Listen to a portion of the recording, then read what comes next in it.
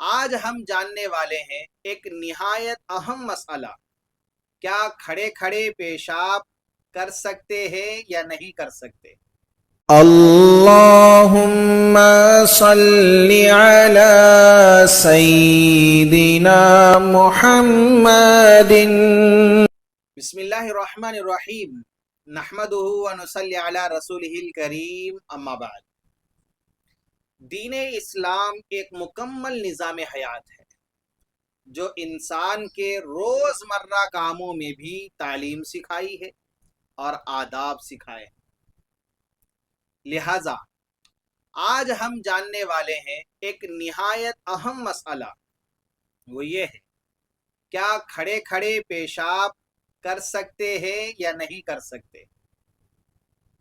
اس لیے کہ بہت سی مرتبہ ایسی نوبت آ جاتی ہے، کبھی ایئرپورٹ پر یا کبھی شاپنگ مالوں پر یا بس اڈے پر یا ریلوے اسٹیشن میں ایسے ٹوائلٹ بنائے ہوئے ہوتے ہیں جہاں پر بیٹھ کر پیشاب کرنے کا کوئی نظم نہیں ہوتا، جس کی وجہ سے بہت سارے لوگ پریشان ہوتے ہیں اور اس کشمکش میں رہتے ہیں کیا ہم کھڑے ہو کر پیشاب کر سکتے ہیں یا نہیں کر سکتے۔ تو مسئلہ آج ہم تفصیلی طور پر جاننے والے ہیں۔ تو سب سے پہلے ایک بات سمجھیں کہ پیارے نبی حضرت محمد مصطفیٰ صلی اللہ علیہ وسلم کی یہ عادت شریفہ تھی کہ پیارے نبی صلی اللہ علیہ وسلم پوری زندگی بیٹھ کر پیشاب کیا کرتے تھے اور کھڑے ہو کر پیشاب کرنے سے منع کیا کرتے تھے، جیسا کہ ترمذی شریف کی روایت حضرت عمر رضی اللہ تعالی عنہ فرماتے ہیں، رآنی النبی صلی اللہ علیہ وسلم ابول قائما، اللہ کے رسول صلی اللہ علیہ وسلم نے مجھے کھڑے ہو کر پیشاب کرتے ہوئے دیکھا تو فرمایا، یا عمر لا تبل قائما، اے عمر کھڑے ہو کر پیشاب مت کرو۔ حضرت عمر رضی اللہ تعالی عنہ فرماتے ہیں، فما بلت قائما بعد، اس کے بعد میں نے کبھی کھڑے ہو کر پیشاب نہیں کیا۔ تو اس سے صاف بات یہ معلوم ہوتی ہے کہ پیارے نبی صلی اللہ علیہ وسلم کھڑے ہو کر پیشاب کرنے سے منع کیا کرتے تھے۔ کیوں منع کیا کرتے تھے؟ اس لیے کہ کھڑے ہو کر پیشاب کرنے کے نقصانات بہت سارے ہیں۔ ان میں سے چند یہ ہیں کہ کھڑے کھڑے پیشاب کرنے سے پیشاب کے چھینٹے بدن پر یا کپڑوں پر اڑ سکتے ہیں، اور دوسرا نقصان، کھڑے کھڑے پیشاب کرنے سے کشف عورت کا یعنی کہ سطر کھلنے کا زیادہ سے زیادہ احتمال رہتا ہے۔ اس لیے پیارے نبی صلی اللہ علیہ وسلم نے کھڑے ہو کر پیشاب کرنے سے منع فرمایا ہے، اور علماء کرام نے کھڑے ہو کر پیشاب کرنے کو مکروہ تنزیہی لکھا ہے، اور بعض علماء کرام نے یہ کھڑے ہو کر پیشاب کرنا غیر مسلموں کا شعار بننے کی وجہ سے مکروہ تحریمی تک لکھا ہے۔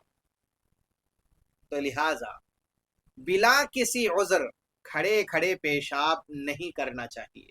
اور دوسری بات سمجھیں، پیارے نبی صلی اللہ علیہ وسلم کی عادت شریفہ بیٹھ کر پیشاب کرنے کی تھی، اور جن بعض روایات سے یہ معلوم ہوتا ہے کہ پیارے نبی صلی اللہ علیہ وسلم نے کھڑے ہو کر پیشاب کیا، یہ عذر پر محمول ہے۔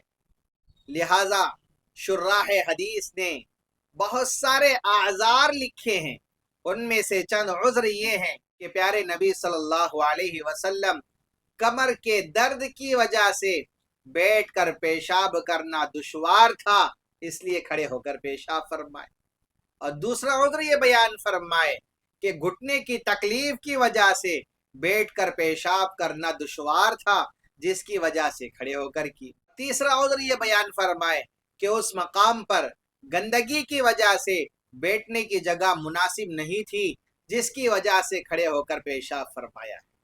اس سے بات یہ معلوم ہوتی ہے کہ بغیر کسی عذر کے کھڑے ہو کر پیشاب کرنا درست نہیں۔ ترمذی شریف کی روایت حضرت عائشہ صدیقہ رضی اللہ تعالی عنہا بیان فرماتی ہیں کہ جو شخص تم میں سے یہ بیان کرے کہ اللہ کے رسول صلی اللہ علیہ وسلم کھڑے ہو کر پیشاب کیا کرتے تھے، تو تم اس کی اس بات کو سچ نہ مانو آپ صلی اللہ علیہ وسلم بیٹھ کر ہی پیشاب کیا کرتے تھے۔ یہ ساری باتوں کا خلاصہ کیا ہے؟ ساری باتوں کا خلاصہ یہ ہے کہ اگر عذر ہے، گڑگے جھک نہیں رہے ہیں، پیر میں شدید درد ہے، کمر میں درد ہے، یا کسی بیماری کی وجہ سے آپ بیٹھ کر پیشاب نہیں کر سک رہے ہیں، یا بیٹھ کر پیشاب کرنے کا کوئی نظم ہے ہی نہیں ہے، ایسے عذروں کی وجہ سے کھڑے ہو کر پیشاب کرنے کی اجازت ہے۔ بنا کسی عذر کے، بغیر کسی عذر کے کھڑے ہو کر پیشاب نہیں کرنا چاہیے۔ کھڑے ہو کر پیشاب کرنا مکروہ ہے۔ لیکن جب آپ عذر کی بنا پر کھڑے ہو کر پیشاب کر رہے ہو تو ایسے وقت میں صفائی کا خاص کر پاس و لحاظ رکھے، اس بات کا خاص کر دھیان رکھے کہ پیشاب کے چھینٹے آپ کے بدن پر اور کپڑوں پر نہ اڑے۔ اگر اڑ جائے فوری طور پر آپ اس کو دھو کر صاف کر لیا کریں۔ تو یہ کھڑے ہو کر پیشاب کرنے کے متعلق تفصیل تھی جس کا جاننا نہایت ضروری تھا۔ اللہ رب العزت سے دعا گو ہوں کہ اللہ رب العزت ہم تمام کو ان باتوں پر عمل کی توفیق مرحمت فرمائے۔ آمین۔